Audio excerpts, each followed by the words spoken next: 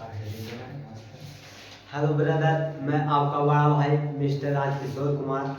आप सभी को अपने परिवार आर के ऑनलाइन क्लासेज में स्वागत है। तो आए आज हम लोग क्लास 12 सब्जेक्ट हिंदी काव्य खंड से चैप्टर 4 छप्पे पढ़ने वाले हैं। तो इससे पहले जितना भी यार प्यार रिश्तेदार हिस्सवान वादा और जहानाबाद शेयर करना ना भूलें तो ज़्यादा अच्छा रहेगा। अपने भी पढ़ें और उन्हें भी पढ़ाएं। ध्यान देना इधर। इस चैप्टर का क्या नाम है? नया कविता का नाम छप्पे।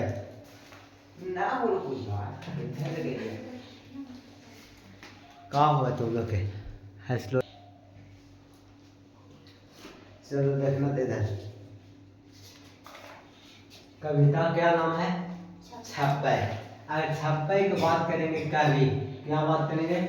कवि कौन है? तो नाभादास। नाभादास आया समझ में? कौन? नाभादास। याद कैसे रखना? छप्पर पर लत्ती, नाक से गिरे पत्ती।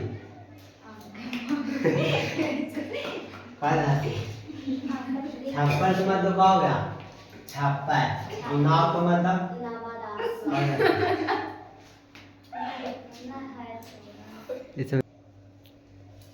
चलो तो बात समझ में आया। हाँ तो क्या पूछेगा कि छप्पे के कवि कौन है? नाभादास। ये छप्पे है जो छंद है, ऑब्जेक्टिव पूछता है किस प्रकार से पूछेगा? छप्पे क्या है? छंद, रस, अलंकार, संधि। तो कहा जाएगा छंद।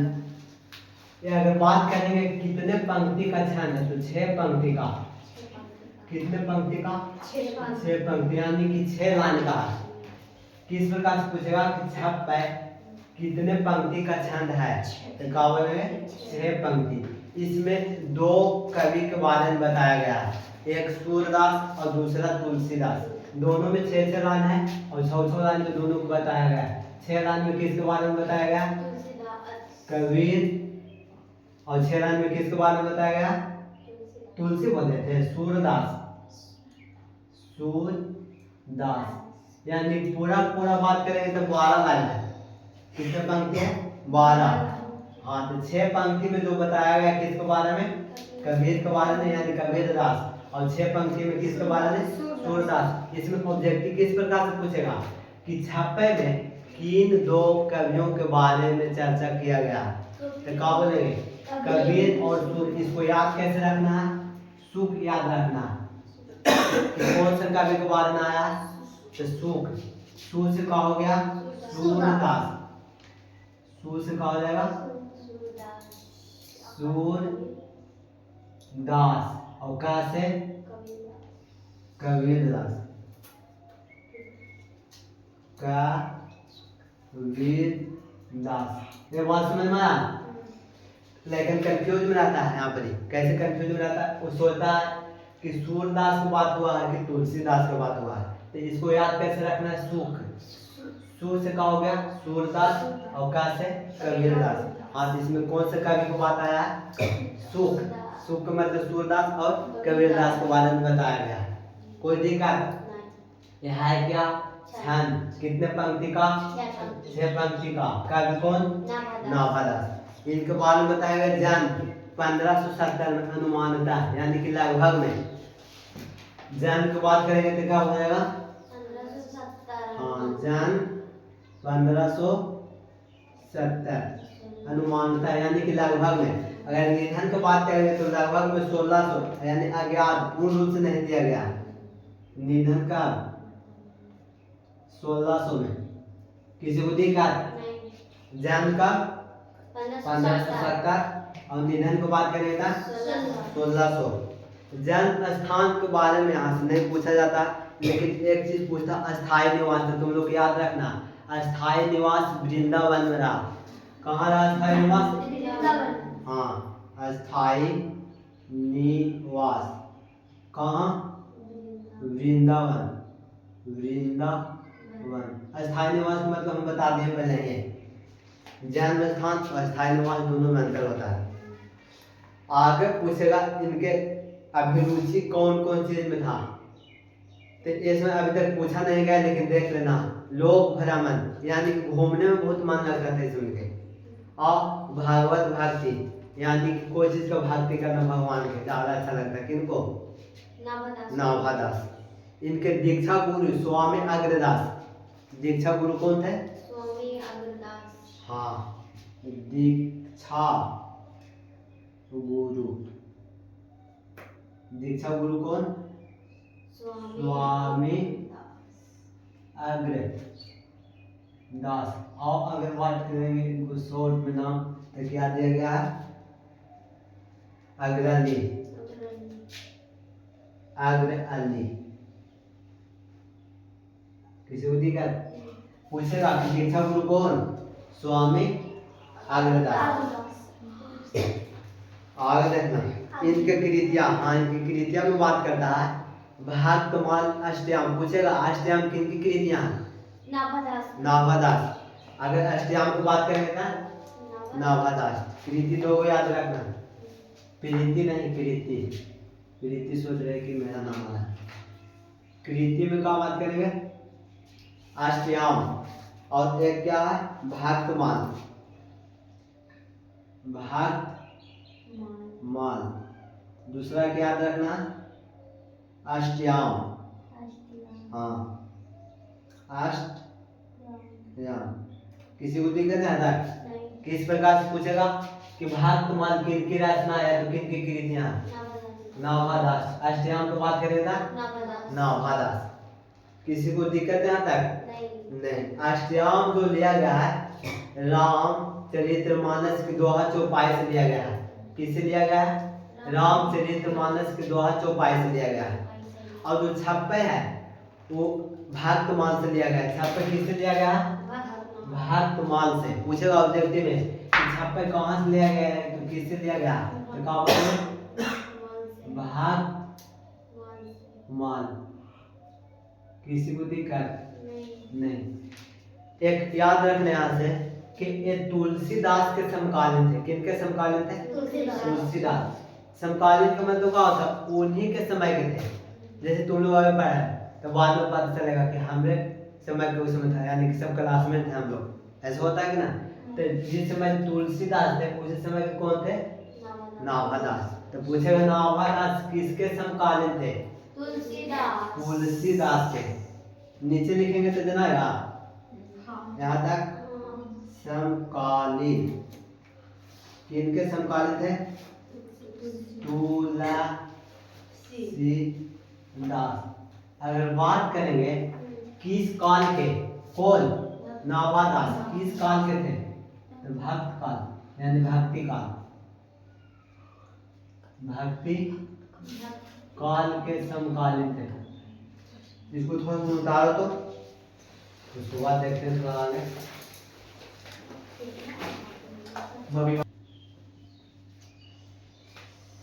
चलो देवास बनवाया सबके। किस धारा के संत पूछेगा तो क्या बोलेंगे? वैष्णव भक्ति। अब किस धारा के कवि?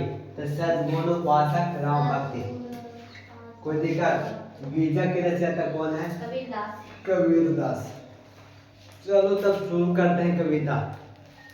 देखो तुम लोग के 10th में कविता पढ़ाए थे। राम नाम बिनु बिरथे जग जन्मा, विषु खावे विषु बोले, विषु निष्फल मृत्यु भरमा। इस प्रकार से यानी कि राम नाम के अगर जप नहीं करता है तो इस जगत में, इस संसार में जन्म लेना क्या है? व्यर्थ है। जो भी कुछ बोलेगा वो विष के समान होगा, जो भी कुछ खाएगा वो विष के समान हो जाएगा। तो इसी प्रकार से यहाँ में बोलता है। पहला पंक्ति में कबीरदास के बारे में बताया गया है जो कि 6 पंक्ति है, और दूसरा सूरदास। तो सुनना नाम से इसमें क्या बोलता है?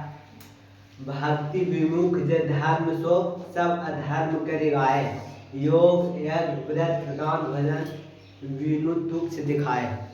चलो देखना इसमें क्या बोलता है कि भक्ति विमुख जे, जो भी भक्ति से मुंह मोड़ेगा वो जितना भी धर्म किया वो सब अधर्म में बदल जाएगा। योग यज्ञ व्रत दान भजन विनु तुक्ष दिखाए। जितना भी तुम व्रत कर रहे हो, त्योहार कर रहे हो, यज्ञ कर रहे हो, भजन कर रहे हो, किसी गरीब आदमी के दान दे रहे हो, ये सब क्या बेकार है। कहने का मतलब है कि जो पूजा पाठ करता है वो बिल्कुल दिल से होना चाहिए। जैसे आपके ज़माने में पूजा करने वाला बहुत तरह तरह से करता है। माने कोई नया नया चप्पल पहन के गया मंदिर में तो कहा तुम्हें माता सा पिता तुम्हें बंधु, फिर देखा ऐसे कर चप्पल पीछे है कि ना, फिर आगे बढ़ेगा और फिर शुरू करेगा और फिर देखा ऐसे परवा नहीं और छोड़ छाड़ के भागेगा, पहले चप्पल जाके देखेगा बाहर है उन्हें रखा कि कोई चुरा के लेके चले वो वैसा ही इस इंसान प्रकार भी का बहुत सही बात है। ऐसा पूजा करना वो व्यर्थ है। पूजा का मतलब आँख मूंद के एकदम प्योर फोकस होना चाहिए। आजकल आओ के नियम माने कोई पूजा कर रहे हैं तो ओकर माने के बाहर खड़ा रखा हुआ है तो उसमें वो आधा इसको ध्यान रखो। पूजा मतलब उसको बाबा पर कोई ध्यान नहीं है। इस प्रकार से तो ऐसा कभी नहीं होना चाहिए। पूजा का मतलब दिल से पूजा करो, नहीं करो ना कि एक दिन लाल टीका, एक दिन उजला, एक दिन गुरु निमन निमन टीका ले रहे हो और दिल से पूजा कर ही नहीं रहे हो, तो इससे कोई फायदा नहीं। पूजा का मतलब क्या होगा? दिल से पूजा। ये बात समझ में आया तो ये बोलते हैं कि भक्ति विमुख जे धर्म सो सब अधर्म करी गाए, योग यज्ञ व्रत दान भजन बिनु तुक्ष दिखाए। यानी कि जितना इसमें सब दिखावा है वो सब बेकार है। अगर पूजा करना है तो दिल से, नहीं तो बिल्कुल नहीं। ऐसा कौन बोलते हैं? कबीर दास। कबीरदास मतलब कबीर दास के बारे में कि कबीर दास ये बतिया बोले हैं और ऐसा बोल रहा है कौन? नाभा दास। नावदास कौन बोल रहा है?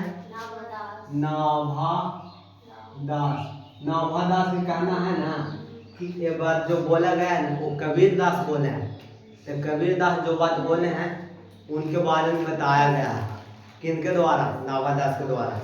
चलो पीछे से हल्ला वाला नहीं करना। आगे बोलता है हिंदू तुरक परमान रमैनी शब्दी साखी, पक्षपात नहीं वचन सब ही के हित की भाषी।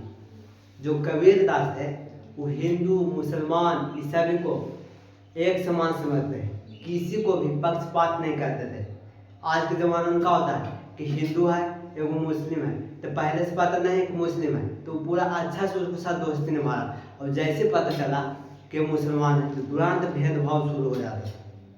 तो एक कहना है कि इसमें नहीं होना चाहिए, चाहे हिंदू रहे चाहे मुस्लिम रहे चाहे और भी कोई धर्म का रहे, सब क्या होना चाहिए? एक समान रहना चाहिए, क्योंकि सभी का जो खून है एक ही है। तो ऐसा कौन बोलते हैं? नावदास नाभा दास बताते हैं, लेकिन ये बोले हैं कौन? कबीरदास कबीर दास। तो कबीर दास के बारे में बता रहे हैं कौन? नाभा दास की। कबीर दास इस प्रकार से बोलते हैं। तो पूछेगा ऑब्जेक्टिव ने कि कबीर दास किनके पक्षपात नहीं करते थे, हिंदू और मुस्लिम, यानी कि भेदभाव नहीं करते हैं। आज समझ में आलू दशा है जगत पर मुख देखी नहीं भनी, कबीर कहानी राखी नहीं वर्ण आश्रम सत दर्शनी। यहाँ से ऑब्जेक्टिव पूछता कहानी। कहानी का मतलब क्या होता है? कहानी है जैसे हाँ, कहानी का मतलब क्या है कि विश्वास करना। तो इसमें बातें हो रहा है कि क्या हो रहा है? कहानी राखे नहीं, यानी कि विश्वास नहीं रखते हैं किस चीज में? वर्ण आश्रम सत दर्शन। पहले जो बांटा गया था वो किस आधार पर बांटा गया था? वर्ण के आधार पर। क्षत्रिय था, उसके बाद शूद्र और ब्राह्मण और एक और वैष्णव, 4 भागों में बांटा गया था। जैसे अभी SC ST OBC जनरल बहुत सारा हो गया ना, तो उसी प्रकार से पहले 4 भागों में बांटा गया। तो इस समय चीज को वो नहीं मानते थे। कौन नहीं मानते थे? कबीर दास। उनका कहना था कि जो सही रहेगा उसको सही कहेंगे और जो गलत रहेगा उसको गलत कहेंगे। आज के जमाने में तो कहोगे 100 रुपये दे देगा उसको घूस, तो कितनों गलत रहेगा उसी को क्या कर देगा सही, और जो सही रहेगा उसको क्या कर देगा गलत। लेकिन ऐसा ये नहीं करते थे। कौन? कबीर दास। सबके क्या समझते? एक समान समझते थे, मुंह देख के बात नहीं करते थे। आज के जमाने में दोगले वाला बात होता है, जिसके पास पैसा उसी को जीत, जिसके पास पैसा नहीं रहेगा वो ऐसे रहो पड़ा। तो ये बात समझ में आया कबीर दास ने क्या क्या बोले? पूजा पाठ के बारे में क्या बोल दिए? कैसे करना चाहिए पूजा पाठ? पूजा पाठ कर हाँ, ये ना कि आधा चप्पल पे ध्यान है और आधा बाबा पर, ये चीज नहीं होना चाहिए। होता है कि ना आज के जमाना में? 100% है कि नहीं? लगता किया ध्यान रहेगा बारे में। चलो ठीक है, अगला सुनना। सूरदास के बारे में क्या बोलते हैं? आवाज तो थोड़ा में नहीं निकल रहा होगा। मेरा। देखो सूरदास के बारे में क्या बोलता है, उक्ति चौज अनुप्रास वर्ण अति अस्थिति अति भारी वचन प्रीति निर्वहनी अर्थ अद्भुत तुक धारी। यानी कि बातचीत बहुत पीछे तुम लोग क्या बोलते हैं यहाँ पे कि जो लिखते हैं पंक्ति उसमें चौज अनुप्रास यानी कि इनका लिखने का कला बहुत ही अलग होता है। वर्ण स्थिति अति भारी, कोई चीज लिखते हैं ना तो उसका सुशील आवाज हो जाता है, बहुत अच्छा लगता है सुनने में। वचन प्रीति यानी कि प्रेम को जहाँ से शुरू करता है वहां तक अंत निष्ठ करते हैं। कौन? सूरदास। निर्वाहनी अर्थ अद्भुत तुकधारी। तुकधारी किसको बोलेंगे देखना नहीं, तुक धारी। जैसे हम कोई चीज में बोल सकते हैं कभी कभी तो सुनने में थोड़ा सा अच्छा लगेगा लय में। जैसे मान लो बोल दे पढ़ाते कम हंसाते ज्यादा इसी में जिंदगी बीत गया आधा, तो ये बोले थे एक लय में हुआ कि ना, कैसे कबूतर कैसे खरगोश कैसे गधा या बकरी पोस तो ये क्या हुआ एक लय में आता है कि ना। तो इनका भी कहना वो है कि इनका जो भी कविता रहता है वो लय में रहता है, यानी कि लास्ट वाला जो लाइन रहता है वो मिलता जुलता है। इनका सूरदास का अभी जो चर्चा चल रहा है किनके बारे में बता रहे हैं, सूरदास के बारे में। हाँ आगे बोलते हैं प्रतिबिंबित दिव्य दिव्य दृष्टि हृदय हरि लीला भासी जन्म कर्म गुण रूप सब ही रचना प्रकाशी। यानी कि अपनी दिव्य दृष्टि से अपनी आंखों से, किससे? अपनी आंखों से हरि, हरि का मतलब भगवान, भगवान के लीला को अपने हृदय में बसा रखे हैं। कौन? सूरदास। जन्म कर्म गुण रूप सब ही रचना प्रकाश, यानी कि जन्म को कर्म को गुण को अपने जिह्वा के द्वारा प्रकाशित किए हैं। कौन प्रकाशित किए हैं? सूरदास। विमल बुद्धि हो तासुकी जो यह गुण श्रवणी धराय सूर कवि सुनत कौन कहीं जो नहीं सिर चालन करे। कहने का मतलब कि जो भी इनके कविता को सुनते हैं, किनकी कविता को?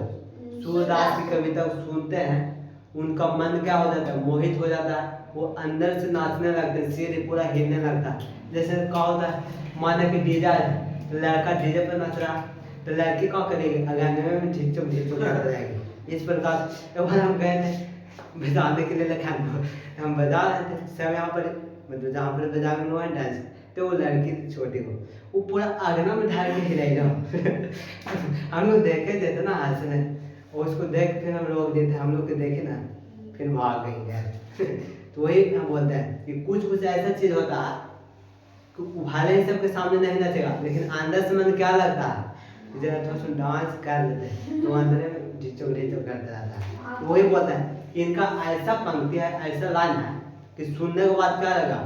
पूरा सिर हिलने लगेगा, अंदर से लगेगा कि डांस कर ले, तभी आत्मा की शांति मिलेगा। इस प्रकार से ये पूरा पूरा कविता का होता है खत्म हो जाता है। बाकी सब्जेक्टिव और ऑब्जेक्टिव के लिए देखा जाएगा, और जो भी इस चैनल को सब्सक्राइब ना किए हैं तो कर दें तो ज़्यादा अच्छा रहेगा, और शेयर और कमेंट तो करना बिल्कुल ना भूलें। चलो तो अब अगला वीडियो में देखा जाएगा। अगर